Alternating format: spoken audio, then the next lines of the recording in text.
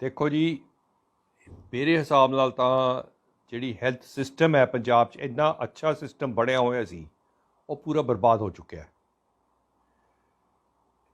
Doctor empanel ਕਿਉਂ ਕੀਤੇ ਜਾਂਦੇ ਨੇ? ਜੇ ਡਾਕਟਰ ਸਾਡੇ ਕੋਲ ਨਾ ਹੋ, ਡਾਕਟਰ ਸਾਡੇ ਕੋਲ ਹੈ, ਕਿਉਂ ਨਹੀਂ ਰੈਗੂਲਰ ਭਰਤੀ ਕਰਕੇ ਸਾਰਾ ਕੁਝ ਕਰਦੇ ਹੋ? ਇੱਕ ਗੱਲ। ਦੂਸਰੀ ਗੱਲ ਜਿਹੜੀ ਮੈਂ ਸਭ ਤੋਂ ਜ਼ਿਆਦਾ ਹੈਰਾਨ ਹੋਇਆ ਹੈ ਕਿ primary health centre is being converted into Aam Aadmi clinic. ਮੈਂ ਹੈਰਾਨ ਹੈ, बहुत ज़्यादा हैरान है, परेशान है मैं इस गल ते, क्योंकि मैं सारी उम्र प्राइमरी हैल्थ केयर च कड्ढी है। प्राइमरी हैल्थ दा फंक्शन ही कोई अलग होंदा है, क्लिनिक का फंक्शन कोई अलग होंदा है। प्राइमरी हैल्थ सेंटर होंदा हैगा जिहड़ा प्राइमरी सैकेंडरी प्राइमरी केयर दे preventive promotive and curative service दे, वो एक इहो जिहा इंस्टीट्यूट है, उहनूं बर्बाद करता। ਹੈਲਥ ਕਲੀਨਿਕ ਤੁਸੀਂ ਹੈਲਥ ਕਲੀਨਿਕ ਬਣਾਉਣੀ ਹੈ, ਉਹਨੂੰ ਬਾਹਰ ਬਣਾਓ, ਉਹਨੂੰ ਇੰਸਟੀਚਿਊਟ ਨੂੰ ਨਾ ਬਰਬਾਦ ਕਰੋ। ਜਿੰਨਾ ਮਰਜ਼ੀ ਤੁਸੀਂ ਹੈਲਥ ਕਲੀਨਿਕ ਬਣਾਓ, ਹਾਂ ਦਿਓ ਪੇਸ਼ੈਂਟ ਲੋਕਾਂ ਨੂੰ ਮੈਡੀਕਲ ਕੇਅਰ ਦੇਣ ਵਾਸਤੇ ਦਿਓ, ਪਰ ਇਹਦਾ ਕੀ ਮਤਲਬ ਹੈ ਇੰਪੈਨਲਿੰਗ? ਕਿਉਂ ਤੁਹਾਡੇ ਕੋਲ ਪੰਜਾਬ 'ਚ 1 2 3 ਮੇਰੇ ਖਿਆਲ 6 ਜਾਂ 7 ਮੈਡੀਕਲ ਕਾਲਜ ਹੈ, 150 ਹਰ ਮੈਡੀਕਲ ਕਾਲਜ ਪ੍ਰੋਡਿਊਸ ਕਰ ਰਹੇ ਹੈ, और थोड़े को डॉक्टर की कमी हो रही है। लोगों को नौकरी नहीं मिल रही, डॉक्टर वेले बैठ रहे हैं, तुसी इंपैनल कर रहे हो। फिर उस तो बाद रिटायर बंदी है, यदा मतलब तुसी यंगस्टर को कोई काम ही नहीं देना चाहते। मैं भी रिटायर बंदा है, मैं कदे नहीं कहता भी रिटायर बंदियां रीइंप्लॉय करो। क्यों करो बई?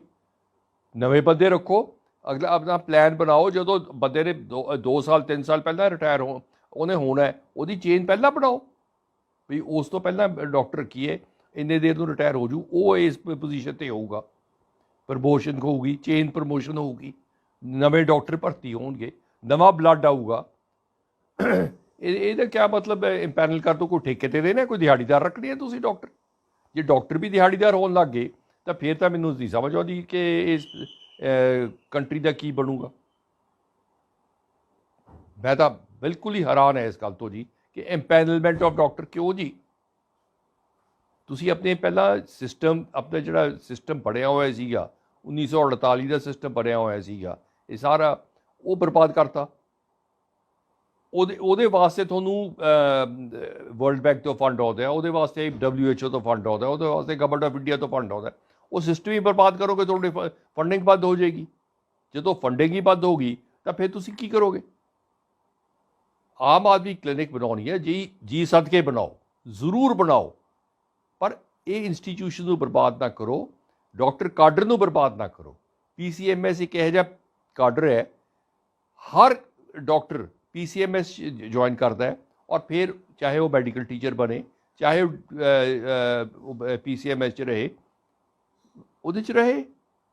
जिहड़ा एक पेरेंट काडर है, तुसीं उसी नूं बर्बाद करन लग गए। ਉਹ ਇੱਕ ਪੇਰੈਂਟ ਕਾਰਡ ਹੀ ਬਰਬਾਦ ਹੋ ਜਾਊਗਾ। ਫਿਰ ਦੱਸੋ ਤੁਸੀਂ ਕਿਵੇਂ ਇੱਕ ਸਿਸਟਮ ਨੂੰ ਚਲਾਓਗੇ? ਤੁਸੀਂ ਕੱਲ੍ਹ ਨੂੰ ਕਹਿ ਦੋਗੇ ਅਸੀਂ IAS ਵੀ ਪੈਨਲ ਕਰ ਰਹੇ ਹਾਂ, ਬਿਊਰੋਕਰੇਟ ਕਰ ਰਹੇ ਹਾਂ। ਉਹ ਕਿਉਂ ਨਹੀਂ ਕਰਦੇ? ਐਡਮਿਨਿਸਟ੍ਰੇਟਿਵ ਜਿਹੜੀ ਹੈਗੇ ਬੰਦੇ, ਉਹਨਾਂ ਨੂੰ ਕਿਉਂ ਨਹੀਂ ਤੁਸੀਂ ਇੰਪੈਨਲ ਕਰਦੇ? ਉਹ ਕਿਉਂ ਰੈਗੂਲਰ ਰੱਖ ਰਹੇ ਹੋ? ਇੱਕ ਜਿਹੜੇ ਪ੍ਰੋਫੈਸ਼ਨਲਸ ਹੈ, ਉਹਨਾਂ ਨੂੰ ਤੁਸੀਂ ਇਸ ਹੱਦ ਤੱਕ ਪਹੁੰਚਾਤਾ ਕਿ ਉਹਨਾਂ ਨੂੰ ਦਿਹਾੜੀਦਾਰ ਬਣਾਤਾ। देखो जी, ਜਦੋਂ 1950 'ਚ ਪਹਿਲੇ ਨੈਸ਼ਨਲ ਪ੍ਰੋਗਰਾਮ ਸ਼ੁਰੂ ਹੋਏ ਸੀਗੇ, ਸਭ ਤੋਂ ਪਹਿਲਾਂ ਨੈਸ਼ਨਲ ਮਲੇਰੀਆ ਕੰਟਰੋਲ ਪ੍ਰੋਗਰਾਮ ਹੋਇਆ ਸੀ, ਫਿਰ ਉਹ ਰੈਡੀਕੇਸ਼ਨ ਪ੍ਰੋਗਰਾਮ ਬਣ ਗਿਆ। ਤੇ ਇਸ ਤਰ੍ਹਾਂ ਹਰ ਬਿਮਾਰੀ ਦਾ ਕੰਟਰੋਲ ਪ੍ਰੋਗਰਾਮ ਬਣਿਆ। ਉਹਦਾ ਕੋਰ ਹੱਬ ਪ੍ਰਾਇਮਰੀ ਹੈਲਥ ਸੈਂਟਰ ਹੁੰਦਾ ਸੀਗਾ। ਪ੍ਰਾਇਮਰੀ ਹੈਲਥ ਸੈਂਟਰ 'ਚ ਇਕੱਲਾ ਸਿਰਫ ਡਾਕਟਰ ਨੇ ਬੈਠ ਕੇ ਪੇਸ਼ੈਂਟ ਨੂੰ ਦੇਖਣਾ ਨਹੀਂ ਹੈ, ਉਹ ਤਾਂ ਇੱਕ ਡਿਊਟੀ ਹੈ ਡਾਕਟਰ ਦੀ। ਉਹਦੇ ਪ੍ਰੀਵੈਂਟਿਵ, ਪ੍ਰਮੋਟਿਵ ਅਤੇ ਕਿਊਰੇਟਿਵ ਸਰਵਿਸਿਜ਼ ਦੇਣੀ ਹੈ। ਇਹ ਤਿੰਨ ਹੈਗੀਆਂ ਇਹਦੀਆਂ ਪਿਲਰਸ ਹੈਲਥ ਸਰਵਿਸ 'ਤੇ, ਵੀ ਜਿਸ 'ਤੇ ਸਾਰੀ ਹੈਲਥ ਸਰਵਿਸ ਪੰਜਾਬ ਦੀ ਔਰ ਸਾਰੇ ਇੰਡੀਆ ਦੀ ਔਰ ਸਾਰੇ ਵਰਲਡ ਦੀ ਖੜੀ ਹੈ। ਜੇ ਤੁਸੀਂ ਉਹ ਜਿਹੜਾ ਇੰਸਟੀਚਿਊਟ ਹੈ, ਜਿਹੜੀ ਇਹ ਤਿੰਨ ਜਗ੍ਹਾ ਤਿੰਨ ਚੀਜ਼ਾਂ ਦੇ ਰਿਹਾ ਹੈ, ਜੇ ਤੁਸੀਂ ਉਸੇ ਨੂੰ ਹੀ ਖਤਮ ਕਰ ਦੋਗੇ ਤਾਂ ਇਹਦਾ ਮਤਲਬ ਪ੍ਰਾਇਮਰੀ ਹੈਲਥ ਕੇਅਰ ਖਤਮ ਹੋ ਗਈ, ਵੈਕਸੀਨੇਸ਼ਨ ਤੁਹਾਡੇ ਖਤਮ ਹੋ ਗਏ, ਤੁਹਾਡੀ ਰੂਰਲ ਕਵਰੇਜ ਖਤਮ ਹੋ ਗਈ। ਤੁਹਾਡਾ ਸਬ ਸੈਂਟਰ ਜਿਹੜੇ ਸੀ ਉਹ ਪ੍ਰਾਇਮਰੀ ਹੈਲਥ ਸੈਂਟਰ ਤੋਂ ਰਿਪੋਰਟ ਕਰਦੇ ਸੀ, ਉਹ ਖਤਮ ਹੋ ਗਏ। ਇਹਦਾ ਮਤਲਬ ਤੁਹਾਡੀ ਸਾਰੀ ਪ੍ਰਾਇਮਰੀ ਹੈਲਥ ਕੇਅਰ ਪੰਜਾਬ ਦੀ ਖਤਮ ਹੋ ਗਈ। ਇਸ ਦਾ ਸਿਰਫ ਮਤਲਬ ਇਹ ਹੈ ਕਿ ਪ੍ਰਾਇਮਰੀ ਹੈਲਥ ਕੇਅਰ ਜੇ ਹੈਲਥ ਸੈਂਟਰ ਬੰਦ ਕਰਤੇ ਤਾਂ ਪ੍ਰਾਇਮਰੀ ਹੈਲਥ ਸੈਂਟਰ 'ਚ ਕੋਈ ਤਵੱਜੋ ਨਹੀਂ ਇਹਨਾਂ ਦੀ, ਕੋਈ ਕੁਛ ਨਹੀਂ ਹੈ, ਨਾ ਕੋਈ ਵੈਕਸੀਨੇਸ਼ਨ ਦੇਣੀ ਹੈ, ਨਾ ਇਮਿਊਨਾਈਜੇਸ਼ਨ ਕਰਨੀ ਹੈ, ਨਾ ਨਿਊਟ੍ਰੀਸ਼ਨ ਪ੍ਰੋਗਰਾਮ ਚਲਾਉਣਾ ਹੈ, ਨਾ ਸਕੂਲ ਹੈਲਥ ਪ੍ਰੋਗਰਾਮ ਚਲਾਉਣਾ ਹੈ। ਇਹਦਾ ਮਤਲਬ ਕੋਈ ਪ੍ਰੋਗਰਾਮ ਨਹੀਂ ਚਲਾਉਣਾ। ਸਿਰਫ ਤੁਸੀਂ ਸਿਰ ਦੁਖਿਆ, ਪੇਸ਼ੈਂਟ ਨੇ ਆਇਆ, ਆਪਣੀ ਦਵਾਈ ਲਿੱਤੀ, ਚਲਾ ਗਿਆ, ਸਿਰਫ ਆਪਾਂ ਉਸ ਤੱਕ ਹੀ ਰੁਕ ਗਏ ਆ, ਅਤੇ ਉਸ ਤੋਂ ਬਾਅਦ ਕੋਈ ਸਰਵਿਸ, ਬਾਕੀ ਹੈਲਥ ਸਰਵਿਸਿਜ਼ ਬੰਦ। ਬਿਲਕੁਲ ਠੀਕ ਕਹਿੰਦੇ ਹੈ ਜੀ। ਉਹ ਜਿਹੜੀ ਸਕੀਮ ਗਵਰਨਮੈਂਟ ਆਫ ਇੰਡੀਆ ਦੇ ਜਿੰਨੀਆਂ ਸਕੀਮਜ਼ ਹੈ ਉਹ funded by government of India ਹੈ। ਉਹਦੇ 'ਚ ਹਾਰਡਲੀ 10% ਜਾਂ 20% ਸਟੇਟ ਦਾ ਪੈਸਾ ਲੱਗਦਾ ਹੈ, ਬਾਕੀ ਸਾਰੀ ਗਵਰਨਮੈਂਟ ਆਫ ਇੰਡੀਆ ਦਾ ਲੱਗਦਾ ਹੈ। ਆਯੁਸ਼ਮਾਨ ਤਾਂ ਇੱਕ ਸਕੀਮ ਹੈ ਜੀ, ਇਹ ਇਸ ਤਰ੍ਹਾਂ ਦੀਆਂ 10 ਸਕੀਮ ਹੈ। ਸਾਰੇ ਕੰਟਰੋਲ ਪ੍ਰੋਗਰਾਮਸ, ਸਾਰੇ ਇਮਿਊਨਾਈਜੇਸ਼ਨ ਪ੍ਰੋਗਰਾਮ, ਸਾਰੇ ਵੈਕਸੀਨ ਪ੍ਰੋਗਰਾਮ ਦੀ ਸਾਰੀ ਫੰਡਿੰਗ ਅਤੇ ਇਕੁਇਪਮੈਂਟ, ਮੈਡੀਸਨ, ਡਰੱਗਸ ਸਾਰੀਆਂ ਉੱਥੋਂ ਆਉਂਦੀਆਂ। ਜੇ ਤੁਸੀਂ ਸਾਰੀ ਫੰਡ ਇਹਦੇ 'ਚ ਕਨਵਰਟ ਕਰੋਗੇ, ਉੱਥੋਂ ਫੰਡਿੰਗ ਬੰਦ ਹੋ ਜੂਗੀ। ਤੁਹਾਡੇ ਇਹ ਅੰਸ਼ੁਮਾਨ ਇੱਕ ਨਹੀਂ ਬੰਦ ਹੋਊਗਾ, ਸਾਰੀ ਸਿਸਟਮ ਕੋਲੈਪਸ ਕਰ ਜੂਗਾ ਪੰਜਾਬ ਦਾ। ਤੁਹਾਡੇ ਇਮਿਊਨਾਈਜੇਸ਼ਨ ਸਟੇਟਸ ਪੰਜਾਬ ਦਾ 100% ਹੁੰਦਾ ਸੀ ਕਿਸੇ ਟਾਈਮ, ਉਹ ਨੀਚੇ ਆ ਗਿਆ। ਜਿੰਨੇ ਟੂਬਰਕਲੋਸਿਸ ਦੀ ਉੱਪਰ ਜਾ ਰਹੀ ਹੈ, ਕੰਟਰੋਲ ਪ੍ਰੋਗਰਾਮ ਕੋਈ ਚੱਲ ਨਹੀਂ ਰਿਹਾ, ਸਾਰੀਆਂ ਡਿਜ਼ੀਜ਼ਸ ਵੱਧ ਰਹੀਆਂ। ਇਹ ਆਪਾਂ ਕੋਵਿਡ ਦੇ ਬਹਾਨੇ ਨਾਲ ਬਾਕੀ ਹੈਲਥ ਸਟਰਕਚਰ ਨੂੰ ਖਤਮ ਹੀ ਕਰਤਾ, ਔਰ ਉਹਦੇ ਵਾਸਤੇ ਜਿਹੜੀ ਫੰਡਿੰਗ ਸੀਗੀ ਉਹ ਬੰਦ ਹੋ ਜਾਣੀ ਹੈ, ਡੈਫੀਨੇਟਲੀ ਬੰਦ ਹੋ ਜਾਣੀ ਹੈ। ਜੇ ਤੁਸੀਂ ਉਹ ਸਿਸਟਮ ਨੂੰ ਜਿਸ ਵਾਸਤੇ ਪੈਸਾ ਦੇ ਆਉਣਾ ਹੈ, ਉਹ ਸਕੀਮ ਹੀ ਨਹੀਂ ਚੱਲ ਰਹੀ, ਉਹ ਪੈਸਾ ਕਿਉਂ ਆਊਗਾ ਤੁਹਾਡੇ ਕੋਲ? ਦੇਖੋ, ਮੈਂ ਤਾਂ ਤੁਹਾਨੂੰ ਪਹਿਲਾਂ ਹੀ ਕਿਹਾ ਕਿ ਇਹ ਤਾਂ ਦਿਹਾੜੀਆ 'ਤੇ ਰੱਖਣ ਵਾਲਾ ਕੰਮ ਹੋ ਗਿਆ। ਕਿੱਥੇ PCMS, ਜਿਹੜਾ ਇੱਕ ਰੈਗੂਲਰ ਦਾਇਰੇ 'ਚ ਡਾਕਟਰ ਕੰਮ ਕਰਦਾ ਹੈ, ਡਿਸਿਪਲਿਨ 'ਚ ਕੰਮ ਕਰਦਾ ਹੈ, ਆਪਣੇ ਸਿਸਟਮ 'ਚ ਕੰਮ ਕਰਦਾ ਹੈ, ਔਰ ਉਸ ਨੇ ਇਕੱਲੀ ਡਾਕਟਰ ਔਰ ਇਕੱਲਾ ਪੇਸ਼ੈਂਟ ਨਹੀਂ ਦੇਖਣਾ ਹੁੰਦਾ, ਉਹਨੇ ਸਾਰਾ ਕੁਝ ਕਰਨਾ ਹੁੰਦਾ। ਜਿਵੇਂ ਮੈਂ ਤੁਹਾਨੂੰ ਦੱਸਿਆ ਕਿ ਪ੍ਰਾਇਮਰੀ ਹੈਲਥ ਸੈਂਟਰ ਸਾਰਾ ਹੋਰ ਵੀ ਕੰਮ ਕਰਦਾ ਹੁੰਦਾ। ਸੋ ਇਹਦਾ ਮਤਲਬ ਇੱਕ ਤਾਂ ਉਹ ਸਾਰਾ ਪ੍ਰੋਗਰਾਮ ਖਤਮ ਹੋ ਗਿਆ। ਉਹ PCMS ਦਾ ਜਿਹੜਾ ਰੋਲ ਹੈ, PCMS ਦਾ ਅਹਿਮ ਰੋਲ ਹੈ, PCMS ਦਾ ਪ੍ਰਾਇਮਰੀ ਸੈਕੰਡਰੀ ਕੇਅਰ ਦੇਣ ਦਾ, ਉਹ ਖਤਮ ਹੋ ਗਿਆ। ਜਦੋਂ ਉਹੀ ਖਤਮ ਹੋ ਗਿਆ, ਫਿਰ ਤੁਸੀਂ ਦਿਹਾੜੀਦਾਰ ਰੱਖ ਕੇ 50 ਰੁਪਏ ਪੇਸ਼ੈਂਟ ਦੇ ਰਹੇ ਹੋ। ਉਹਨੇ ਤਾਂ ਜਿਹੜਾ ਪ੍ਰਾਇਮਰੀ ਹੈਲਥ ਸੈਂਟਰ ਜਿੱਥੇ ਛੋਟੀ ਜਗ੍ਹਾ ਹੈ, ਉੱਥੇ ਥੋੜ੍ਹੇ ਪੇਸ਼ੈਂਟ ਆਉਣਗੇ, ਉਹਨੇ ਨੰਬਰ ਵਧਾਉਣੇ ਹੀ ਵਧਾਉਣੇ ਹੈ। ਉਹਨੇ ਆਫਟਰ ਆਲ ਆਪਣੀ ਇਨਕਮ ਤਾਂ ਲੈਣੀ ਹੈ ਨਾ ਜੀ, ਉਹਨੇ ਆਪਣਾ ਗੁਜ਼ਾਰਾ ਤਾਂ ਕਰਦਾ ਹੈ, ਤਾਂ ਉਹ ਜ਼ਰੂਰ ਕਰੇਗਾ, ਕਿਉਂ ਨਹੀਂ ਕਰੇਗਾ? ਸੋ ਮੇਰੇ ਹਿਸਾਬ ਨਾਲ ਤਾਂ ਜੀ ਇਹ ਆਪਣੇ ਆਮ ਆਦਮੀ ਕਲੀਨਿਕ ਬਣਾਉਣ, ਜੀ ਸਦਕੇ ਬਣਾਉਣ, ਜਿੱਥੇ ਮਰਜ਼ੀ ਬਣਾਉਣ, ਪਰ ਮੇਰੀ ਹੱਥ ਜੋੜ ਕੇ ਇਹਨਾਂ ਨੂੰ ਬੇਨਤੀ ਇਹ ਹੈ ਕਿ ਇਹ ਸਿਸਟਮ ਨਾ ਖਰਾਬ ਕਰਨ, ਪ੍ਰਾਇਮਰੀ ਹੈਲਥ ਸੈਂਟਰ ਨਾ ਖਰਾਬ ਕਰਨ, ਸਬਸਿਡਰੀ ਹੈਲਥ ਸੈਂਟਰ ਨਾ ਖਰਾਬ ਕਰਨ, CHC ਨਾ ਖਰਾਬ ਕਰਨ। ਉਹਨਾਂ ਨੂੰ ਜਿਵੇਂ ਚੱਲਦਾ ਹੈ ਉਵੇਂ ਚਲਾਉਣ, ਔਰ ਉਹਨਾਂ ਨੂੰ ਸਟਰੈਂਥਨ ਕਰਨ, ਨਾ ਕਿ ਉਹਨਾਂ ਨੂੰ ਵੀਕਨ ਕਰਨ। ਇਹ ਤਾਂ ਸਾਰਾ ਖਤਮ ਹੀ ਹੋ ਗਿਆ ਸਿਸਟਮ। ਜਦੋਂ ਉਹ ਸਿਸਟਮ ਖਤਮ ਹੋ ਗਿਆ, ਹੈਲਥ ਕੇਅਰ ਕੀ ਰਹਿ ਜੂਗੀ ਪੰਜਾਬ 'ਚ? ਪੰਜਾਬ 'ਚ ਇਹ ਮੈਡੀਕਲ ਕੇਅਰ ਇੱਕ ਚੀਜ਼ ਨਹੀਂ ਹੈ। ਮੈਡੀਕਲ ਕੇਅਰ ਹੈ, ਜੇ ਪੇਸ਼ੈਂਟ ਬਿਮਾਰ ਹੋਊਗਾ ਤਾਂ ਉਹ ਆ ਜੇ ਡਾਕਟਰ ਕੋਲ ਅਤੇ ਉਹ ਡਾਕਟਰ ਤੋਂ ਇਲਾਜ ਕਰਾ ਲੇ, ਉਹ ਮੈਡੀਕਲ ਕੇਅਰ ਹੈ। ਹੈਲਥ ਕੇਅਰ ਹੈ ਜਿਹੜੀ ਜਿਸ 'ਤੇ ਬੁਨਿਆਦ 'ਤੇ ਸਾਰਾ ਸਿਸਟਮ ਖੜ੍ਹਾ ਹੈ। ਜੇ ਆਪਾਂ ਹੈਲਥ ਕੇਅਰ ਹੀ ਖਤਮ ਕਰ ਦਾਂਗੇ, ਜਿਹਦੇ 'ਚ ਪ੍ਰਾਇਮਰੀ ਕੇਅਰ ਹੈ, ਜਿਹਦੇ 'ਚ ਇਮਿਊਨਾਈਜੇਸ਼ਨ ਹੈ, ਨਿਊਟ੍ਰੀਸ਼ਨ ਹੈ ਬੱਚਿਆਂ ਦੀ, ਸਕੂਲ ਹੈਲਥ ਕੇਅਰ ਹੈ, ਸਾਰੇ ਕੰਟਰੋਲ ਪ੍ਰੋਗਰਾਮ ਹੈ ਬਿਮਾਰੀਆਂ ਦੇ, ਉਹੀ ਖਤਮ ਹੋ ਗਏ, ਤਾਂ ਇਹਦਾ ਮਤਲਬ ਆਪਾਂ ਕਹਿੰਦੇ ਹਾਂ ਪੇਸ਼ੈਂਟ ਜ਼ਿਆਦਾ ਪਾਪੂਲੇਸ਼ਨ ਬਿਮਾਰ ਹੋਈ ਜਾਏ, ਅਸੀਂ ਇਲਾਜ ਕਰੀ ਜਾਈਏ, ਉਹ ਫਿਰ ਉਸ ਤੋਂ ਬਾਅਦ ਹੋਊਗਾ ਜੀ ਇਹ ਘੱਟ ਰਹਿ ਗਈਆਂ, ਕਲੀਨਿਕਾਂ ਹੋਰ ਖੋਲ੍ਹ ਦਿਓ, ਪੇਸ਼ੈਂਟ ਵੱਧ ਰਹੇ ਹੈ, ਕਲੀਨਿਕਾਂ ਹੋਰ ਖੋਲ੍ਹ ਦਿਓ। ਇਹ ਨਹੀਂ ਦੇਖ ਰਹੇ ਵੀ ਪੇਸ਼ੈਂਟ ਕਿਉਂ ਵੱਧ ਰਹੇ ਹੈ। ਜਦੋਂ ਤੁਹਾਡੀ ਹੈਲਥ ਕੇਅਰ, ਜਦੋਂ ਪ੍ਰੀਵੈਂਟਿਵ ਕੇਅਰ ਹੀ ਖਤਮ ਹੋ ਗਈ, ਜਦੋਂ ਤੁਹਾਡੇ ਉਹ ਸਿਸਟਮ ਹੀ ਖਤਮ ਹੋ ਗਿਆ, ਤਾਂ ਪੇਸ਼ੈਂਟ ਆਪੇ ਹੀ ਵਧੀ ਜਾਣਗੇ। ਸਾਰੇ ਪੰਜਾਬ 'ਚ ਬਿਮਾਰ ਹੀ ਬਿਮਾਰ ਰਹਿਣਗੇ। ਮੇਰੇ ਖਿਆਲ ਹੈਲਥ ਦਾ ਤਾਂ ਕੰਮ ਖਤਮ ਹੀ ਹੋ ਗਈ ਗੱਲ। ਦੇਖੋ ਜੀ, ਮੇਰੇ ਹਿਸਾਬ ਨਾਲ ਤਾਂ ਜਿਹੜੀ ਹੈਲਥ ਸਿਸਟਮ ਹੈ ਪੰਜਾਬ 'ਚ, ਇੰਨਾ ਅੱਛਾ ਸਿਸਟਮ ਬਣਿਆ ਹੋਇਆ ਸੀ, ਉਹ ਪੂਰਾ ਬਰਬਾਦ ਹੋ ਚੁੱਕਿਆ। ਡਾਕਟਰ ਇੰਪੈਨਲ ਕਿਉਂ ਕੀਤੇ ਜਾਂਦੇ ਨੇ? ਜੇ ਡਾਕਟਰ ਸਾਡੇ ਕੋਲ ਨਾ ਹੋ, ਡਾਕਟਰ ਸਾਡੇ ਕੋਲ ਹੈ, ਕਿਉਂ ਨਹੀਂ ਰੈਗੂਲਰ ਭਰਤੀ ਕਰਕੇ ਸਾਰਾ ਕੁਝ ਕਰਦੇ ਹੋ? ਇੱਕ ਗੱਲ। ਦੂਸਰੀ ਗੱਲ ਜਿਹੜੀ ਮੈਂ ਸਭ ਤੋਂ ਜ਼ਿਆਦਾ ਹੈਰਾਨ ਹੋਇਆ ਹੈ ਕਿ primary health centre is being converted into Aam Aadmi clinic. मैं हैरान है, बहुत ज़्यादा हैरान है, परेशान है मैं इस गल ते, क्योंकि मैं सारी उम्र प्राइमरी हैल्थ केयर च कड्ढी है। प्राइमरी हैल्थ दा फंक्शन ही कोई अलग होंदा है, क्लिनिक का फंक्शन कोई अलग होंदा है। प्राइमरी हैल्थ सेंटर ਹੁੰਦਾ ਹੈਗਾ ਜਿਹੜਾ ਪ੍ਰਾਇਮਰੀ ਸੈਕੰਡਰੀ ਪ੍ਰਾਇਮਰੀ ਕੇਅਰ ਦੇ ਪ੍ਰੀਵੈਂਟਿਵ ਪ੍ਰਮੋਟਿਵ ਐਂਡ ਕਿਊਰੇਟਿਵ ਸਰਵਿਸ ਦੇ, ਉਹ ਇੱਕ ਇਹੋ ਜਿਹਾ ਇੰਸਟੀਚਿਊਟ ਹੈ, ਉਹਨੂੰ ਬਰਬਾਦ ਕਰਤਾ। ਹੈਲਥ ਕਲੀਨਿਕ ਤੁਸੀਂ ਹੈਲਥ ਕਲੀਨਿਕ ਬਣਾਉਣੀ ਹੈ, ਉਹਨੂੰ ਬਾਹਰ ਬਣਾਓ, ਉਹਨੂੰ ਇੰਸਟੀਚਿਊਟ ਨੂੰ ਨਾ ਬਰਬਾਦ ਕਰੋ। ਜਿੰਨਾ ਮਰਜ਼ੀ ਤੁਸੀਂ ਹੈਲਥ ਕਲੀਨਿਕ ਵਧਾਓ, ਹਾਂ ਦੋ ਪੇਸ਼ੈਂਟ ਲੋਕਾਂ ਨੂੰ ਮੈਡੀਕਲ ਕੇਅਰ ਦੇਣ ਵਾਸਤੇ ਦਿਓ, ਪਰ ਇਹਦਾ ਕੀ ਮਤਲਬ ਹੈ ਇੰਪੈਨਲਿੰਗ? ਕਿਉਂ ਤੁਹਾਡੇ ਕੋਲ ਪੰਜਾਬ 'ਚ एक दो तीन मेरे ख्याल 6 या 7 मैडिकल कॉलेज है, 150 हर मैडिकल कॉलेज प्रोड्यूस कर रहे हैं, और थोड़े को डॉक्टर की कमी हो रही है। लोगों को नौकरी नहीं मिल रही, डॉक्टर बेले बैठ रहे हैं, तुसी इंपैनल कर रहे हो, फिर उस तो बाद रिटायर बनती है। इसका मतलब तुसी यंगस्टर को कोई काम ही नहीं देना चाहते।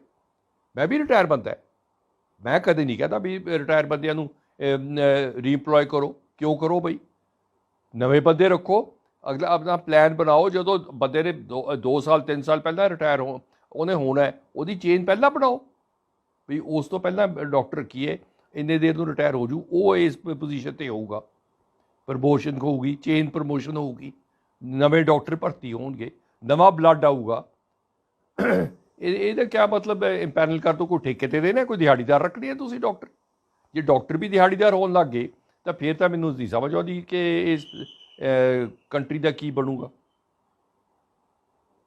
मैं तो बिल्कुल ही हैरान है इस गल तो जी कि इंपैनलमेंट ऑफ डॉक्टर क्यों जी? तुसी अपने पहला सिस्टम, अपना जिहड़ा सिस्टम बनया होया सीगा 1948 का सिस्टम बनया होया सीगा, ये सारा वो बर्बाद करता। ਉਹਦੇ ਵਾਸਤੇ ਤੁਹਾਨੂੰ ਵਰਲਡ ਬੈਂਕ ਤੋਂ ਫੰਡ ਆਉਂਦਾ, ਉਹਦੇ ਵਾਸਤੇ WHO ਤੋਂ ਫੰਡ ਆਉਂਦਾ, ਉਹਦੇ ਵਾਸਤੇ ਗਵਰਨਮੈਂਟ ਆਫ ਇੰਡੀਆ ਤੋਂ ਫੰਡ ਆਉਂਦਾ। ਉਹ ਸਿਸਟਮ ਹੀ ਬਰਬਾਦ ਕਰੋਗੇ, ਤੁਹਾਡੀ ਫੰਡਿੰਗ ਬੰਦ ਹੋ ਜਾਏਗੀ। ਜਦੋਂ ਫੰਡਿੰਗ ਹੀ ਬੰਦ ਹੋਗੀ ਤਾਂ ਫਿਰ ਤੁਸੀਂ ਕੀ ਕਰੋਗੇ? ਆਮ ਆਦਮੀ ਕਲੀਨਿਕ ਬਣਾਉਣੀ ਹੈ ਜੀ ਸਦਕੇ ਬਣਾਓ, ਜ਼ਰੂਰ ਬਣਾਓ, ਪਰ ਇਹ ਇੰਸਟੀਟਿਊਸ਼ਨ ਨੂੰ ਬਰਬਾਦ ਨਾ ਕਰੋ, ਡਾਕਟਰ ਕਾਡਰ ਨੂੰ ਬਰਬਾਦ ਨਾ ਕਰੋ। PCMS ਇੱਕ ਇਹੋ ਜਿਹਾ ਕਾਡਰ ਹੈ, हर डॉक्टर PCMS ज्वाइन करता है और फिर चाहे वो मैडिकल टीचर बने, चाहे PCMS च रहे, ਉਹਦੇ 'ਚ ਰਹੇ। ਜਿਹੜਾ ਇੱਕ ਪੇਰੈਂਟ ਕਾਡਰ ਹੈ ਤੁਸੀਂ ਉਸੇ ਨੂੰ ਬਰਬਾਦ ਕਰਨ ਲੱਗ ਗਏ। ਉਹ ਇੱਕ ਪੇਰੈਂਟ ਕਾਡਰ ਹੀ ਬਰਬਾਦ ਹੋ ਜਾਊਗਾ, ਫਿਰ ਦੱਸੋ ਤੁਸੀਂ ਕਿਵੇਂ ਇੱਕ ਸਿਸਟਮ ਨੂੰ ਚਲਾਓਗੇ? ਤੁਸੀਂ ਕੱਲ੍ਹ ਨੂੰ ਕਹਿ ਦੋਗੇ ਅਸੀਂ IAS ਵੀ ਪੈਨਲ ਕਰ ਰਹੇ ਹਾਂ, ਬਿਊਰੋਕਰੇਟ ਕਰ ਰਹੇ ਹਾਂ, ਉਹ ਕਿਉਂ ਨਹੀਂ ਕਰਦੇ? ਐਡਮਿਨਿਸਟ੍ਰੇਟਿਵ ਜਿਹੜੀ ਹੈਗੇ ਬੰਦੇ, ਉਹਨਾਂ ਨੂੰ ਕਿਉਂ ਨਹੀਂ ਤੁਸੀਂ ਇੰਪੈਨਲ ਕਰਦੇ? ਉਹ ਕਿਉਂ ਰੈਗੂਲਰ ਰੱਖ ਰਹੇ ਹੋ? ਇੱਕ ਜਿਹੜੇ ਪ੍ਰੋਫੈਸ਼ਨਲਸ ਹੈ ਉਹਨਾਂ ਨੂੰ ਤੁਸੀਂ ਇਸ ਹੱਦ ਤੱਕ ਪਹੁੰਚਾਤਾ ਕਿ ਉਹਨਾਂ ਨੂੰ ਦਿਹਾੜੀਦਾਰ ਬਣਾਤਾ। ਦੇਖੋ ਜੀ, ਜਦੋਂ 1950 'ਚ ਪਹਿਲੇ ਨੈਸ਼ਨਲ ਪ੍ਰੋਗਰਾਮ ਸ਼ੁਰੂ ਹੋਏ ਸੀਗੇ, ਸਭ ਤੋਂ ਪਹਿਲਾਂ ਨੈਸ਼ਨਲ ਮਲੇਰੀਆ ਕੰਟਰੋਲ ਪ੍ਰੋਗਰਾਮ ਹੋਇਆ ਸੀ, ਫਿਰ ਉਹ ਰੈਡੀਕੇਸ਼ਨ ਪ੍ਰੋਗਰਾਮ ਬਣ ਗਿਆ। ਤੇ ਇਸ ਤਰ੍ਹਾਂ ਹਰ ਬਿਮਾਰੀ ਦਾ ਕੰਟਰੋਲ ਪ੍ਰੋਗਰਾਮ ਬਣਿਆ। ਉਹਦਾ ਕੋਰ ਹੱਬ ਪ੍ਰਾਇਮਰੀ ਹੈਲਥ ਸੈਂਟਰ ਹੁੰਦਾ ਸੀਗਾ। ਪ੍ਰਾਇਮਰੀ ਹੈਲਥ ਸੈਂਟਰ 'ਚ ਇਕੱਲਾ ਸਿਰਫ ਡਾਕਟਰ ਨੇ ਬੈਠ ਕੇ ਪੇਸ਼ੈਂਟ ਨੂੰ ਦੇਖਣਾ ਨਹੀਂ ਹੈ, ਉਹ ਤਾਂ ਇੱਕ ਡਿਊਟੀ ਹੈ ਡਾਕਟਰ ਦੀ। ਉਹਦੇ ਪ੍ਰੀਵੈਂਟਿਵ, ਪ੍ਰਮੋਟਿਵ ਅਤੇ ਕਿਊਰੇਟਿਵ ਸਰਵਿਸਿਜ਼ ਦੇਣੀ ਹੈ। ਇਹ ਤਿੰਨ ਹੈਗੀਆਂ ਇਹਦੀਆਂ ਪਿਲਰਸ ਹੈਲਥ ਸਰਵਿਸ ਦੇ, ਵੀ ਜਿਸ 'ਤੇ ਸਾਰੀ ਹੈਲਥ ਸਰਵਿਸ ਪੰਜਾਬ ਦੀ ਔਰ ਸਾਰੀ ਇੰਡੀਆ ਦੀ ਔਰ ਸਾਰੇ ਵਰਲਡ ਦੀ ਖੜੀ ਹੈ। ਜੇ ਤੁਸੀਂ ਉਹ ਜਿਹੜਾ ਇੰਸਟੀਚਿਊਟ ਹੈ, ਜਿਹੜੀ ਇਹ ਤਿੰਨ ਜਗ੍ਹਾ ਤਿੰਨ ਚੀਜ਼ਾਂ ਦੇ ਰਿਹਾ ਹੈ, ਜੇ ਤੁਸੀਂ ਉਸੇ ਨੂੰ ਹੀ ਖਤਮ ਕਰ ਦੋਗੇ ਤਾਂ ਇਹਦਾ ਮਤਲਬ ਪ੍ਰਾਇਮਰੀ ਹੈਲਥ ਕੇਅਰ ਤਾਂ ਖਤਮ ਹੋ ਗਈ, ਵੈਕਸੀਨੇਸ਼ਨ ਤੁਹਾਡੇ ਖਤਮ ਹੋ ਗਏ, ਤੁਹਾਡੀ ਰੂਰਲ ਕਵਰੇਜ ਖਤਮ ਹੋ ਗਈ, ਤੁਹਾਡਾ ਸਬ ਸੈਂਟਰ ਜਿਹੜੇ ਸੀ ਉਹ ਪ੍ਰਾਇਮਰੀ ਹੈਲਥ ਸੈਂਟਰ ਤੋਂ ਰਿਪੋਰਟ ਕਰਦੇ ਸੀ, ਉਹ ਖਤਮ ਹੋ ਗਏ। ਇਹਦਾ ਮਤਲਬ ਤੁਹਾਡੀ ਸਾਰੀ ਪ੍ਰਾਇਮਰੀ ਹੈਲਥ ਕੇਅਰ ਪੰਜਾਬ ਦੀ ਖਤਮ ਹੋ ਗਈ। ਇਸ ਦਾ ਸਿਰਫ ਮਤਲਬ ਇਹ ਹੈ ਕਿ ਪ੍ਰਾਇਮਰੀ ਹੈਲਥ ਕੇਅਰ ਜੇ ਹੈਲਥ ਸੈਂਟਰ ਬੰਦ ਕਰਤੇ ਤਾਂ ਪ੍ਰਾਇਮਰੀ ਹੈਲਥ ਸੈਂਟਰ 'ਚ ਕੋਈ ਤਵੱਜੋ ਨਹੀਂ ਇਹਨਾਂ ਦੀ, ਕੋਈ ਕੁਛ ਨਹੀਂ ਹੈ, ਨਾ ਕੋਈ ਵੈਕਸੀਨੇਸ਼ਨ ਦੇਣੀ ਹੈ, ਨਾ ਇਮਿਊਨਾਈਜੇਸ਼ਨ ਕਰਨੀ ਹੈ, ਨਾ ਨਿਊਟ੍ਰੀਸ਼ਨ ਪ੍ਰੋਗਰਾਮ ਚਲਾਉਣਾ ਹੈ, ਨਾ ਸਕੂਲ ਹੈਲਥ ਪ੍ਰੋਗਰਾਮ ਚਲਾਉਣਾ ਹੈ। ਇਹਦਾ ਮਤਲਬ ਕੋਈ ਪ੍ਰੋਗਰਾਮ ਨਹੀਂ ਚਲਾਉਣਾ, ਸਿਰਫ ਤੁਸੀਂ ਸਿਰ ਦੁਖਿਆ, ਪੇਸ਼ੈਂਟ ਨੇ ਆਇਆ, ਆਪਣੀ ਦਵਾਈ ਲਿੱਤੀ, ਚਲਾ ਗਿਆ, ਸਿਰਫ ਆਪਾਂ ਉਸ ਤੱਕ ਹੀ ਰੁਕ ਗਏ ਆ, ਤੇ ਉਸ ਤੋਂ ਬਾਅਦ ਕੋਈ ਸਰਵਿਸ, ਬਾਕੀ ਹੈਲਥ ਸਰਵਿਸਿਜ਼ ਬੰਦ। ਬਿਲਕੁਲ ਠੀਕ ਕਹਿੰਦੇ ਹੈ ਜੀ। ਉਹ ਜਿਹੜੀ ਸਕੀਮ ਗਵਰਨਮੈਂਟ ਆਫ ਇੰਡੀਆ ਦੇ ਜਿੰਨੀਆਂ ਸਕੀਮਜ਼ ਹੈ ਉਹ funded by government of India ਹੈ। ਉਹਦੇ 'ਚ ਹਾਰਡਲੀ 10% ਜਾਂ 20% ਸਟੇਟ ਦਾ ਪੈਸਾ ਲੱਗਦਾ ਹੈ, ਬਾਕੀ ਸਾਰੀ ਗਵਰਨਮੈਂਟ ਆਫ ਇੰਡੀਆ ਦਾ ਲੱਗਦਾ ਹੈ। ਆਯੁਸ਼ਮਾਨ ਤਾਂ ਇੱਕ ਸਕੀਮ ਹੈ ਜੀ, ਇਹ ਇਸ ਤਰ੍ਹਾਂ ਦੀਆਂ 10 ਸਕੀਮ ਹੈ। ਸਾਰੇ ਕੰਟਰੋਲ ਪ੍ਰੋਗਰਾਮਸ, ਸਾਰੇ ਇਮਿਊਨਾਈਜੇਸ਼ਨ ਪ੍ਰੋਗਰਾਮ, ਸਾਰੇ ਵੈਕਸੀਨ ਪ੍ਰੋਗਰਾਮ ਦੀ ਸਾਰੀ ਫੰਡਿੰਗ ਅਤੇ ਇਕੁਇਪਮੈਂਟ, ਮੈਡੀਸਨ, ਡਰੱਗਸ ਸਾਰੀਆਂ ਉੱਥੋਂ ਆਉਂਦੀਆਂ। ਜੇ ਤੁਸੀਂ ਸਾਰੀ ਫੰਡ ਇਹਦੇ 'ਚ ਕਨਵਰਟ ਕਰੋਗੇ, ਉੱਥੋਂ ਫੰਡਿੰਗ ਬੰਦ ਹੋ ਜੂਗੀ ਤੁਹਾਡੇ। ਇਹ ਅੰਸ਼ੁਮਾਨ ਇੱਕ ਨਹੀਂ ਬੰਦ ਹੋਊਗਾ, ਸਾਰੀ ਸਿਸਟਮ ਕੋਲੈਪਸ ਕਰ ਜੂਗਾ ਪੰਜਾਬ ਦਾ। ਤੁਹਾਡੇ ਇਮਿਊਨਾਈਜੇਸ਼ਨ ਸਟੇਟਸ ਪੰਜਾਬ ਦਾ 100% ਹੁੰਦਾ ਸੀ ਕਿਸੇ ਟਾਈਮ, ਉਹ ਨੀਚੇ ਆ ਗਿਆ। ਜਿੰਨੇ ਟੂਬਰਕਲੋਸਿਸ ਦੀ ਉੱਪਰ ਜਾ ਰਹੀ ਹੈ, ਕੰਟਰੋਲ ਪ੍ਰੋਗਰਾਮ ਕੋਈ ਚੱਲ ਨਹੀਂ ਰਿਹਾ, ਸਾਰੀਆਂ ਡਿਜ਼ੀਜ਼ਸ ਵੱਧ ਰਹੀਆਂ। ਇਹ ਆਪਾਂ ਕੋਵਿਡ ਦੇ ਬਹਾਨੇ ਨਾਲ ਬਾਕੀ ਹੈਲਥ ਸਟਰਕਚਰ ਨੂੰ ਖਤਮ ਹੀ ਕਰਤਾ, ਔਰ ਉਹਦੇ ਵਾਸਤੇ ਜਿਹੜੀ ਫੰਡਿੰਗ ਸੀਗੀ ਉਹ ਬੰਦ ਹੋ ਜਾਣੀ ਹੈ, ਡੈਫੀਨੇਟਲੀ ਬੰਦ ਹੋ ਜਾਣੀ ਹੈ। ਜੇ ਤੁਸੀਂ ਉਹ ਸਿਸਟਮ ਨੂੰ ਜਿਸ ਵਾਸਤੇ ਪੈਸਾ ਦੇ ਆਉਣਾ ਹੈ, ਉਹ ਸਕੀਮ ਹੀ ਨਹੀਂ ਚੱਲ ਰਹੀ, ਉਹ ਪੈਸਾ ਕਿਉਂ ਆਊਗਾ ਤੁਹਾਡੇ ਕੋਲ? ਦੇਖੋ, ਮੈਂ ਤਾਂ ਤੁਹਾਨੂੰ ਪਹਿਲਾਂ ਹੀ ਕਿਹਾ ਕਿ ਇਹ ਤਾਂ ਦਿਹਾੜੀਆਂ 'ਤੇ ਰੱਖਣ ਵਾਲਾ ਕੰਮ ਹੋ ਗਿਆ। ਕਿੱਥੇ PCMS, ਜਿਹੜਾ ਇੱਕ ਰੈਗੂਲਰ ਦਾਇਰੇ 'ਚ ਡਾਕਟਰ ਕੰਮ ਕਰਦਾ ਹੈ, ਡਿਸਿਪਲਿਨ 'ਚ ਕੰਮ ਕਰਦਾ ਹੈ, ਆਪਣੇ ਸਿਸਟਮ 'ਚ ਕੰਮ ਕਰਦਾ ਹੈ, ਔਰ ਉਸ ਨੇ ਇਕੱਲੀ ਡਾਕਟਰ ਔਰ ਇਕੱਲਾ ਪੇਸ਼ੈਂਟ ਨਹੀਂ ਦੇਖਣਾ ਹੁੰਦਾ, ਉਹਨੇ ਸਾਰਾ ਕੁਝ ਕਰਨਾ ਹੁੰਦਾ। ਜਿਵੇਂ ਮੈਂ ਤੁਹਾਨੂੰ ਦੱਸਿਆ ਕਿ ਪ੍ਰਾਇਮਰੀ ਹੈਲਥ ਸੈਂਟਰ ਸਾਰਾ ਹੋਰ ਵੀ ਕੰਮ ਕਰਦਾ ਹੁੰਦਾ। ਸੋ ਇਹਦਾ ਮਤਲਬ ਇੱਕ ਤਾਂ ਉਹ ਸਾਰਾ ਪ੍ਰੋਗਰਾਮ ਖਤਮ ਹੋ ਗਿਆ। ਉਹ PCMS ਦਾ ਜਿਹੜਾ ਰੋਲ ਹੈ, PCMS ਦਾ ਅਹਿਮ ਰੋਲ ਹੈ, PCMS ਦਾ ਪ੍ਰਾਇਮਰੀ ਸੈਕੰਡਰੀ ਕੇਅਰ ਦੇਣ ਦਾ, ਉਹ ਖਤਮ ਹੋ ਗਿਆ। ਜਦੋਂ ਉਹੀ ਖਤਮ ਹੋ ਗਿਆ, ਫਿਰ ਤੁਸੀਂ ਦਿਹਾੜੀਦਾਰ ਰੱਖ ਕੇ 50 ਰੁਪਏ ਪੇਸ਼ੈਂਟ ਦੇ ਰਹੇ ਹੋ। ਉਹਨੇ ਤਾਂ ਜਿਹੜਾ ਪ੍ਰਾਇਮਰੀ ਹੈਲਥ ਸੈਂਟਰ ਜਿੱਥੇ ਛੋਟੀ ਜਗ੍ਹਾ ਹੈ, ਉੱਥੇ ਥੋੜ੍ਹੇ ਪੇਸ਼ੈਂਟ ਆਉਣਗੇ, ਉਹਨੇ ਨੰਬਰ ਵਧਾਉਣੇ ਹੀ ਵਧਾਉਣੇ ਹੈ। ਉਹਨੇ ਆਫਟਰ ਆਲ ਆਪਣੀ ਇਨਕਮ ਤਾਂ ਲੈਣੀ ਹੈ ਨਾ ਜੀ, ਉਹਨੇ ਆਪਣਾ ਗੁਜ਼ਾਰਾ ਤਾਂ ਕਰਨਾ ਹੈ, ਤਾਂ ਉਹ ਜ਼ਰੂਰ ਕਰੇਗਾ, ਕਿਉਂ ਨਹੀਂ ਕਰੇਗਾ? ਸੋ ਮੇਰੇ ਹਿਸਾਬ ਨਾਲ ਤਾਂ ਜੀ ਇਹ ਆਪਣੇ ਆਮ ਆਦਮੀ ਕਲੀਨਿਕ ਬਣਾਉਣ, ਜੀ ਸਦਕੇ ਬਣਾਉਣ, ਜਿੱਥੇ ਮਰਜ਼ੀ ਬਣਾਉਣ, ਪਰ ਮੇਰੀ ਹੱਥ ਜੋੜ ਕੇ ਇਹਨਾਂ ਨੂੰ ਬੇਨਤੀ ਇਹ ਹੈ ਕਿ ਇਹ ਸਿਸਟਮ ਨਾ ਖਰਾਬ ਕਰਨ, ਪ੍ਰਾਇਮਰੀ ਹੈਲਥ ਸੈਂਟਰ ਨਾ ਖਰਾਬ ਕਰਨ, ਸਬਸਿਡਰੀ ਹੈਲਥ ਸੈਂਟਰ ਨਾ ਖਰਾਬ ਕਰਨ, CHC ਨਾ ਖਰਾਬ ਕਰਨ। ਉਹਨਾਂ ਨੂੰ ਜਿਵੇਂ ਚੱਲਦਾ ਹੈ ਉਵੇਂ ਚਲਾਉਣ, ਔਰ ਉਹਨਾਂ ਨੂੰ ਸਟਰੈਂਥਨ ਕਰਨ, ਨਾ ਕਿ ਉਹਨਾਂ ਨੂੰ ਵੀਕਨ ਕਰਨ। ਇਹ ਤਾਂ ਸਾਰਾ ਖਤਮ ਹੀ ਹੋ ਗਿਆ ਸਿਸਟਮ। ਜਦੋਂ ਉਹ ਸਿਸਟਮ ਖਤਮ ਹੋ ਗਿਆ, ਹੈਲਥ ਕੇਅਰ ਕੀ ਰਹਿ ਜੂਗੀ ਪੰਜਾਬ 'ਚ? ਇਹ ਪੰਜਾਬ 'ਚ ਇਹ ਮੈਡੀਕਲ ਕੇਅਰ ਇੱਕ ਚੀਜ਼ ਨਹੀਂ ਹੈ। ਮੈਡੀਕਲ ਕੇਅਰ ਹੈ, ਜੇ ਪੇਸ਼ੈਂਟ ਬਿਮਾਰ ਹੋਊਗਾ ਤਾਂ ਉਹ ਆ ਜੇ ਡਾਕਟਰ ਕੋਲ ਅਤੇ ਉਹ ਡਾਕਟਰ ਤੋਂ ਇਲਾਜ ਕਰਾ ਲੇ, ਉਹ ਮੈਡੀਕਲ ਕੇਅਰ ਹੈ। ਹੈਲਥ ਕੇਅਰ ਹੈ ਜਿਹੜੀ ਜਿਸ 'ਤੇ ਬੁਨਿਆਦ 'ਤੇ ਸਾਰਾ ਸਿਸਟਮ ਖੜ੍ਹਾ ਹੈ। ਜੇ ਆਪਾਂ ਹੈਲਥ ਕੇਅਰ ਹੀ ਖਤਮ ਕਰ ਦਾਂਗੇ, ਜਿਹਦੇ 'ਚ ਪ੍ਰਾਇਮਰੀ ਕੇਅਰ ਹੈ, ਜਿਹਦੇ 'ਚ ਇਮਿਊਨਾਈਜੇਸ਼ਨ ਹੈ, ਨਿਊਟ੍ਰੀਸ਼ਨ ਹੈ ਬੱਚਿਆਂ ਦੀ, ਸਕੂਲ ਹੈਲਥ ਕੇਅਰ ਹੈ, ਸਾਰੇ ਕੰਟਰੋਲ ਪ੍ਰੋਗਰਾਮ ਹੈ ਬਿਮਾਰੀਆਂ ਦੇ, ਉਹੀ ਖਤਮ ਹੋ ਗਏ, ਤਾਂ ਇਹਦਾ ਮਤਲਬ ਆਪਾਂ ਕਹਿੰਦੇ ਹਾਂ ਪੇਸ਼ੈਂਟ ਜ਼ਿਆਦਾ ਪਾਪੂਲੇਸ਼ਨ ਬਿਮਾਰ ਹੋਈ ਜਾਏ, ਅਸੀਂ ਇਲਾਜ ਕਰੀ ਜਾਈਏ, ਉਹ ਫਿਰ ਉਸ ਤੋਂ ਬਾਅਦ ਹੋਊਗਾ ਜੀ ਇਹ ਘੱਟ ਰਹਿ ਗਈਆਂ, ਕਲੀਨਿਕਾਂ ਹੋਰ ਖੋਲ੍ਹ ਦਿਓ, ਪੇਸ਼ੈਂਟ ਵੱਧ ਰਹੇ ਹੈ, ਕਲੀਨਿਕਾਂ ਹੋਰ ਖੋਲ੍ਹ ਦਿਓ। ਇਹ ਨਹੀਂ ਦੇਖ ਰਹੇ ਵੀ ਪੇਸ਼ੈਂਟ ਕਿਉਂ ਵੱਧ ਰਹੇ ਹੈ।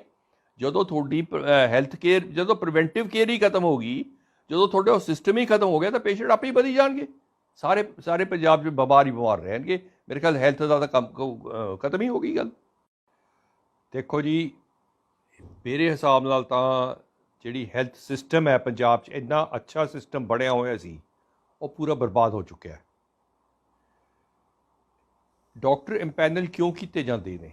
ਜੇ ਡਾਕਟਰ ਸਾਡੇ ਕੋਲ ਨਾ ਹੋ, ਡਾਕਟਰ ਸਾਡੇ ਕੋਲ ਹੈ, ਕਿਉਂ ਨਹੀਂ ਰੈਗੂਲਰ ਭਰਤੀ ਕਰਕੇ ਸਾਰਾ ਕੁਝ ਕਰਦੇ ਹੋ? ਇੱਕ ਗੱਲ। ਦੂਸਰੀ ਗੱਲ ਜਿਹੜੀ ਮੈਂ ਸਭ ਤੋਂ ਜ਼ਿਆਦਾ ਹੈਰਾਨ ਹੋਇਆ ਹੈ ਕਿ primary health centre is being converted into Aam Aadmi clinic. ਮੈਂ ਹੈਰਾਨ ਹੈ, ਬਹੁਤ ਜ਼ਿਆਦਾ ਹੈਰਾਨ ਹੈ, ਪਰੇਸ਼ਾਨ ਹੈ ਮੈਂ ਇਸ ਗੱਲ 'ਤੇ, ਕਿਉਂਕਿ ਮੈਂ ਸਾਰੀ ਉਮਰ ਪ੍ਰਾਇਮਰੀ ਹੈਲਥ ਕੇਅਰ 'ਚ ਕੱਢੀ ਹੈ। ਪ੍ਰਾਇਮਰੀ ਹੈਲਥ ਦਾ ਫੰਕਸ਼ਨ ਹੀ ਕੋਈ ਅਲੱਗ ਹੁੰਦਾ ਹੈ, ਕਲੀਨਿਕ ਦਾ ਫੰਕਸ਼ਨ ਕੋਈ ਅਲੱਗ ਹੁੰਦਾ ਹੈ। ਪ੍ਰਾਇਮਰੀ ਹੈਲਥ ਸੈਂਟਰ ਹੁੰਦਾ ਹੈਗਾ ਜਿਹੜਾ ਪ੍ਰਾਇਮਰੀ ਕੇਅਰ ਦੇ ਪ੍ਰੀਵੈਂਟਿਵ, ਪ੍ਰਮੋਟਿਵ ਐਂਡ ਕਿਊਰੇਟਿਵ ਸਰਵਿਸ ਦੇ। ਉਹ ਇੱਕ ਇਹੋ ਜਿਹਾ ਇੰਸਟੀਚਿਊਟ ਹੈ, ਉਹਨੂੰ ਬਰਬਾਦ ਕਰਤਾ। ਹੈਲਥ ਕਲੀਨਿਕ ਤੁਸੀਂ ਹੈਲਥ ਕਲੀਨਿਕ ਬਣਾਉਣੀ ਹੈ, ਉਹਨੂੰ ਬਾਹਰ ਬਣਾਓ, ਉਹਨੂੰ ਇੰਸਟੀਚਿਊਟ ਨੂੰ ਨਾ ਬਰਬਾਦ ਕਰੋ। ਜਿੰਨਾ ਮਰਜ਼ੀ ਤੁਸੀਂ ਹੈਲਥ ਕਲੀਨਿਕ ਵਧਾਓ, ਹਾਂ ਦਿਓ ਪੇਸ਼ੈਂਟ, ਲੋਕਾਂ ਨੂੰ ਮੈਡੀਕਲ ਕੇਅਰ ਦੇਣ ਵਾਸਤੇ ਦਿਓ, ਪਰ ਇਹਦਾ ਕੀ ਮਤਲਬ ਹੈ ਇੰਪੈਨਲਿੰਗ? ਕਿਉਂ ਤੁਹਾਡੇ ਕੋਲ ਪੰਜਾਬ 'ਚ 1 2 3 ਮੇਰੇ ਖਿਆਲ 6 ਜਾਂ 7 ਮੈਡੀਕਲ ਕਾਲਜ ਹੈ, 150 ਹਰ ਮੈਡੀਕਲ ਕਾਲਜ ਪ੍ਰੋਡਿਊਸ ਕਰ ਰਹੇ ਹੈ, ਔਰ ਤੁਹਾਡੇ ਕੋਲ ਡਾਕਟਰਾਂ ਦੀ ਕਮੀ ਹੋ ਰਹੀ ਹੈ। ਲੋਕਾਂ ਨੂੰ ਨੌਕਰੀ ਨਹੀਂ ਮਿਲ ਰਹੀ, ਡਾਕਟਰ ਵਿਹਲੇ ਬੈਠ ਰਹੇ ਹੈ, ਤੁਸੀਂ ਇੰਪੈਨਲ ਕਰ ਰਹੇ ਹੋ। ਫਿਰ ਉਸ ਤੋਂ ਬਾਅਦ ਰਿਟਾਇਰ ਬੰਦੇ ਹੈ, ਇਹਦਾ ਮਤਲਬ ਤੁਸੀਂ ਯੰਗਸਟਰ ਨੂੰ ਕੋਈ ਕੰਮ ਹੀ ਨਹੀਂ ਦੇਣਾ ਚਾਹੁੰਦੇ। ਮੈਂ ਵੀ ਰਿਟਾਇਰ ਬੰਦਾ ਹੈ, ਮੈਂ ਕਦੇ ਨਹੀਂ ਕਹਿੰਦਾ ਵੀ ਰਿਟਾਇਰ ਬੰਦਿਆਂ ਨੂੰ ਰੀਇੰਪਲੋਏ ਕਰੋ। ਕਿਉਂ ਕਰੋ ਬਈ? ਨਵੇਂ ਬੰਦੇ ਰੱਖੋ, ਅਗਲਾ ਆਪਣਾ ਪਲਾਨ ਬਣਾਓ। ਜਦੋਂ ਬੰਦੇ ਨੇ 2 ਸਾਲ 3 ਸਾਲ ਪਹਿਲਾਂ ਰਿਟਾਇਰ ਉਹਨੇ ਹੋਣਾ, ਉਹਦੀ ਚੇਨ ਪਹਿਲਾਂ ਬਣਾਓ ਵੀ ਉਸ ਤੋਂ ਪਹਿਲਾਂ ਡਾਕਟਰ ਰੱਖੀਏ, ਇੰਨੇ ਦੇਰ ਨੂੰ ਰਿਟਾਇਰ ਹੋ ਜੂ, ਉਹ ਇਸ ਪੋਜੀਸ਼ਨ 'ਤੇ ਹੋਊਗਾ, ਪ੍ਰਮੋਸ਼ਨ ਹੋਊਗੀ, ਚੇਨ ਪ੍ਰਮੋਸ਼ਨ ਹੋਊਗੀ, ਨਵੇਂ ਡਾਕਟਰ ਭਰਤੀ ਹੋਣਗੇ, ਨਵਾਂ ਬਲੱਡ ਆਊਗਾ। ਇਹਦਾ ਕਿਆ ਮਤਲਬ ਹੈ? ਇੰਪੈਨਲ ਕਰ ਦੋ, ਕੋਈ ਠੇਕੇ 'ਤੇ ਦੇਣਾ, ਕੋਈ ਦਿਹਾੜੀਦਾਰ ਰੱਖਣੀ ਹੈ ਤੁਸੀਂ ਡਾਕਟਰ? ਜੇ ਡਾਕਟਰ ਵੀ ਦਿਹਾੜੀਦਾਰ ਹੋਣ ਲੱਗ ਗਏ ਤਾਂ ਫਿਰ ਤਾਂ ਮੈਨੂੰ ਨਹੀਂ ਸਮਝ ਆਉਂਦੀ ਕਿ ਇਸ ਕੰਟਰੀ ਦਾ ਕੀ ਬਣੂਗਾ। ਮੈਂ ਤਾਂ ਬਿਲਕੁਲ ਹੀ ਹੈਰਾਨ ਹੈ ਇਸ ਗੱਲ ਤੋਂ ਜੀ ਕਿ ਇੰਪੈਨਲਮੈਂਟ ਆਫ ਡਾਕਟਰ ਕਿਉਂ ਜੀ? ਤੁਸੀਂ ਆਪਣੇ ਪਹਿਲਾਂ ਸਿਸਟਮ, ਆਪਣਾ ਜਿਹੜਾ ਸਿਸਟਮ ਬਣਿਆ ਹੋਇਆ ਸੀਗਾ 1948 ਦਾ ਸਿਸਟਮ ਬਣਿਆ ਹੋਇਆ ਸੀਗਾ, ਇਹ ਸਾਰਾ ਉਹ ਬਰਬਾਦ ਕਰਤਾ। ਉਹਦੇ ਵਾਸਤੇ ਤੁਹਾਨੂੰ ਵਰਲਡ ਬੈਂਕ ਤੋਂ ਫੰਡ ਆਉਂਦਾ, ਉਹਦੇ ਵਾਸਤੇ WHO ਤੋਂ ਫੰਡ ਆਉਂਦਾ, ਉਹਦੇ ਵਾਸਤੇ ਗਵਰਨਮੈਂਟ ਆਫ ਇੰਡੀਆ ਤੋਂ ਫੰਡ ਆਉਂਦਾ। ਉਹ ਸਿਸਟਮ ਹੀ ਬਰਬਾਦ ਕਰੋਗੇ, ਤੁਹਾਡੀ ਫੰਡਿੰਗ ਬੰਦ ਹੋ ਜਾਏਗੀ। ਜਦੋਂ ਫੰਡਿੰਗ ਹੀ ਬੰਦ ਹੋਗੀ ਤਾਂ ਫਿਰ ਤੁਸੀਂ ਕੀ ਕਰੋਗੇ? ਆਮ ਆਦਮੀ ਕਲੀਨਿਕ ਬਣਾਉਣੀ ਹੈ ਜੀ ਸਦਕੇ ਬਣਾਓ, ਜ਼ਰੂਰ ਬਣਾਓ, ਪਰ ਇਹ ਇੰਸਟੀਟਿਊਸ਼ਨ ਨੂੰ ਬਰਬਾਦ ਨਾ ਕਰੋ, ਡਾਕਟਰ ਕਾਡਰ ਨੂੰ ਬਰਬਾਦ ਨਾ ਕਰੋ। PCMS ਇੱਕ ਇਹੋ ਜਿਹਾ ਕਾਡਰ ਹੈ, ਹਰ ਡਾਕਟਰ PCMS ਜੁਆਇਨ ਕਰਦਾ ਹੈ, ਔਰ ਫਿਰ ਚਾਹੇ ਉਹ ਮੈਡੀਕਲ ਟੀਚਰ ਬਣੇ, ਚਾਹੇ ਉਹ PCMS 'ਚ ਰਹੇ, ਉਹਦੇ 'ਚ ਰਹੇ। ਜਿਹੜਾ ਇੱਕ ਪੇਰੈਂਟ ਕਾਡਰ ਹੈ, ਤੁਸੀਂ ਉਸੇ ਨੂੰ ਬਰਬਾਦ ਕਰਨ ਲੱਗ ਗਏ। ਉਹ ਇੱਕ ਪੇਰੈਂਟ ਕਾਡਰ ਹੀ ਬਰਬਾਦ ਹੋ ਜਾਊਗਾ, ਫਿਰ ਦੱਸੋ ਤੁਸੀਂ ਕਿਵੇਂ ਇੱਕ ਸਿਸਟਮ ਨੂੰ ਚਲਾਓਗੇ? ਤੁਸੀਂ ਕੱਲ੍ਹ ਨੂੰ ਕਹਿ ਦੋਗੇ ਅਸੀਂ IAS ਵੀ ਪੈਨਲ ਕਰ ਰਹੇ ਹਾਂ, ਬਿਊਰੋਕਰੇਟ ਕਰ ਰਹੇ ਹਾਂ, ਉਹ ਕਿਉਂ ਨਹੀਂ ਕਰਦੇ? ਐਡਮਿਨਿਸਟ੍ਰੇਟਿਵ ਜਿਹੜੀ ਹੈਗੇ ਬੰਦੇ, ਉਹਨਾਂ ਨੂੰ ਕਿਉਂ ਨਹੀਂ ਤੁਸੀਂ ਇੰਪੈਨਲ ਕਰਦੇ? ਉਹ ਕਿਉਂ ਰੈਗੂਲਰ ਰੱਖ ਰਹੇ ਹੋ? ਇੱਕ ਜਿਹੜੇ ਪ੍ਰੋਫੈਸ਼ਨਲਸ ਹੈ ਉਹਨਾਂ ਨੂੰ ਤੁਸੀਂ ਇਸ ਹੱਦ ਤੱਕ ਪਹੁੰਚਾਤਾ ਕਿ ਉਹਨਾਂ ਨੂੰ ਦਿਹਾੜੀਦਾਰ ਬਣਾਤਾ। ਦੇਖੋ ਜੀ, ਜਦੋਂ 1950 'ਚ ਪਹਿਲੇ ਨੈਸ਼ਨਲ ਪ੍ਰੋਗਰਾਮ ਸ਼ੁਰੂ ਹੋਏ ਸੀਗੇ, ਸਭ ਤੋਂ ਪਹਿਲਾਂ ਨੈਸ਼ਨਲ ਮਲੇਰੀਆ ਕੰਟਰੋਲ ਪ੍ਰੋਗਰਾਮ ਹੋਇਆ ਸੀ, ਫਿਰ ਉਹ ਰੈਡੀਕੇਸ਼ਨ ਪ੍ਰੋਗਰਾਮ ਬਣ ਗਿਆ। ਤੇ ਇਸ ਤਰ੍ਹਾਂ ਹਰ ਬਿਮਾਰੀ ਦਾ ਕੰਟਰੋਲ ਪ੍ਰੋਗਰਾਮ ਬਣਿਆ। ਉਹਦਾ ਕੋਰ ਹੱਬ ਪ੍ਰਾਇਮਰੀ ਹੈਲਥ ਸੈਂਟਰ ਹੁੰਦਾ ਸੀਗਾ। ਪ੍ਰਾਇਮਰੀ ਹੈਲਥ ਸੈਂਟਰ 'ਚ ਇਕੱਲਾ ਸਿਰਫ ਡਾਕਟਰ ਨੇ ਬੈਠ ਕੇ ਪੇਸ਼ੈਂਟ ਨੂੰ ਦੇਖਣਾ ਨਹੀਂ ਹੈ, ਉਹ ਤਾਂ ਇੱਕ ਡਿਊਟੀ ਹੈ ਡਾਕਟਰ ਦੀ। ਉਹਦੇ ਪ੍ਰੀਵੈਂਟਿਵ, ਪ੍ਰਮੋਟਿਵ ਅਤੇ ਕਿਊਰੇਟਿਵ ਸਰਵਿਸਿਜ਼ ਦੇਣੀ ਹੈ। ਇਹ ਤਿੰਨ ਹੈਗੀਆਂ ਇਹਦੀਆਂ ਪਿਲਰਸ ਹੈਲਥ ਸਰਵਿਸ 'ਤੇ, ਵੀ ਜਿਸ 'ਤੇ ਸਾਰੀ ਹੈਲਥ ਸਰਵਿਸ ਪੰਜਾਬ ਦੀ ਔਰ ਸਾਰੇ ਇੰਡੀਆ ਦੀ ਔਰ ਸਾਰੇ ਵਰਲਡ ਦੀ ਖੜੀ ਹੈ। ਜੇ ਤੁਸੀਂ ਉਹ ਜਿਹੜਾ ਇੰਸਟੀਚਿਊਟ ਹੈ, ਜਿਹੜੀ ਇਹ ਤਿੰਨ ਚੀਜ਼ਾਂ ਦੇ ਰਿਹਾ ਹੈ, ਜੇ ਤੁਸੀਂ ਉਸੇ ਨੂੰ ਹੀ ਖਤਮ ਕਰ ਦੋਗੇ ਤਾਂ ਇਹਦਾ ਮਤਲਬ ਪ੍ਰਾਇਮਰੀ ਹੈਲਥ ਕੇਅਰ ਤਾਂ ਖਤਮ ਹੋ ਗਈ, ਵੈਕਸੀਨੇਸ਼ਨ ਤੁਹਾਡੇ ਖਤਮ ਹੋ ਗਏ, ਤੁਹਾਡੀ ਰੂਰਲ ਕਵਰੇਜ ਖਤਮ ਹੋ ਗਈ, ਤੁਹਾਡਾ ਸਬ ਸੈਂਟਰ ਜਿਹੜੇ ਸੀ ਉਹ ਪ੍ਰਾਇਮਰੀ ਹੈਲਥ ਸੈਂਟਰ ਤੋਂ ਰਿਪੋਰਟ ਕਰਦੇ ਸੀ, ਉਹ ਖਤਮ ਹੋ ਗਏ। ਇਹਦਾ ਮਤਲਬ ਤੁਹਾਡੀ ਸਾਰੀ ਪ੍ਰਾਇਮਰੀ ਹੈਲਥ ਕੇਅਰ ਪੰਜਾਬ ਦੀ ਖਤਮ ਹੋ ਗਈ। ਇਸ ਦਾ ਸਿਰਫ ਮਤਲਬ ਇਹ ਹੈ ਕਿ ਪ੍ਰਾਇਮਰੀ ਹੈਲਥ ਕੇਅਰ ਜੇ ਹੈਲਥ ਸੈਂਟਰ ਬੰਦ ਕਰਤੇ ਤਾਂ ਪ੍ਰਾਇਮਰੀ ਹੈਲਥ ਸੈਂਟਰ 'ਚ ਕੋਈ ਤਵੱਜੋ ਨਹੀਂ ਇਹਨਾਂ ਦੀ, ਕੋਈ ਕੁਛ ਨਹੀਂ ਹੈ, ਨਾ ਕੋਈ ਵੈਕਸੀਨੇਸ਼ਨ ਦੇਣੀ ਹੈ, ਨਾ ਇਮਿਊਨਾਈਜੇਸ਼ਨ ਕਰਨੀ ਹੈ, ਨਾ ਨਿਊਟ੍ਰੀਸ਼ਨ ਪ੍ਰੋਗਰਾਮ ਚਲਾਉਣਾ ਹੈ, ਨਾ ਸਕੂਲ ਹੈਲਥ ਪ੍ਰੋਗਰਾਮ ਚਲਾਉਣਾ ਹੈ। ਇਹਦਾ ਮਤਲਬ ਕੋਈ ਪ੍ਰੋਗਰਾਮ ਨਹੀਂ ਚਲਾਉਣਾ, ਸਿਰਫ ਤੁਸੀਂ ਸਿਰ ਦੁਖਿਆ, ਪੇਸ਼ੈਂਟ ਨੇ ਆਇਆ, ਆਪਣੀ ਦਵਾਈ ਲਿੱਤੀ, ਚਲਾ ਗਿਆ, ਸਿਰਫ ਆਪਾਂ ਉਸ ਤੱਕ ਹੀ ਰੁਕ ਗਏ ਹਾਂ, ਅਤੇ ਉਸ ਤੋਂ ਬਾਅਦ ਕੋਈ ਸਰਵਿਸ, ਬਾਕੀ ਹੈਲਥ ਸਰਵਿਸਿਜ਼ ਬੰਦ। ਬਿਲਕੁਲ ਠੀਕ ਕਹਿੰਦੇ ਹੈ ਜੀ। ਉਹ ਜਿਹੜੀ ਸਕੀਮ ਗਵਰਨਮੈਂਟ ਆਫ ਇੰਡੀਆ ਦੇ ਜਿੰਨੀਆਂ ਸਕੀਮਸ ਹੈ ਉਹ funded by government of India ਹੈ। ਉਹਦੇ 'ਚ ਹਾਰਡਲੀ 10% ਜਾਂ 20% ਸਟੇਟ ਦਾ ਪੈਸਾ ਲੱਗਦਾ ਹੈ, ਬਾਕੀ ਸਾਰੀ ਗਵਰਨਮੈਂਟ ਆਫ ਇੰਡੀਆ ਦਾ ਲੱਗਦਾ ਹੈ। ਆਯੁਸ਼ਮਾਨ ਤਾਂ ਇੱਕ ਸਕੀਮ ਹੈ ਜੀ, ਇਹ ਇਸ ਤਰ੍ਹਾਂ ਦੀਆਂ 10 ਸਕੀਮ ਹੈ। ਸਾਰੇ ਕੰਟਰੋਲ ਪ੍ਰੋਗਰਾਮਸ, ਸਾਰੇ ਇਮਿਊਨਾਈਜੇਸ਼ਨ ਪ੍ਰੋਗਰਾਮ, ਸਾਰੇ ਵੈਕਸੀਨ ਪ੍ਰੋਗਰਾਮ ਦੇ ਸਾਰੀ ਫੰਡਿੰਗ ਅਤੇ ਇਕੁਇਪਮੈਂਟ, ਮੈਡੀਸਨ, ਡਰੱਗਸ ਸਾਰੀਆਂ ਉੱਥੋਂ ਆਉਂਦੀਆਂ। ਜੇ ਤੁਸੀਂ ਸਾਰੀ ਫੰਡ ਇਹਦੇ 'ਚ ਕਨਵਰਟ ਕਰੋਗੇ, ਉੱਥੋਂ ਫੰਡਿੰਗ ਬੰਦ ਹੋ ਜੂਗੀ ਤੁਹਾਡੇ। ਇਹ ਅੰਸ਼ੁਮਾਨ ਇੱਕ ਨਹੀਂ ਬੰਦ ਹੋਊਗਾ, ਸਾਰੀ ਸਿਸਟਮ ਕੋਲੈਪਸ ਕਰ ਜੂਗਾ ਪੰਜਾਬ ਦਾ। ਤੁਹਾਡੇ ਇਮਿਊਨਾਈਜੇਸ਼ਨ ਸਟੇਟਸ ਪੰਜਾਬ ਦਾ 100% ਹੁੰਦਾ ਸੀ ਕਿਸੇ ਟਾਈਮ, ਉਹ ਨੀਚੇ ਆ ਗਿਆ। ਜਿੰਨੇ ਟੂਬਰਕਲੋਸਿਸ ਦੀ ਉੱਪਰ ਜਾ ਰਹੀ ਹੈ,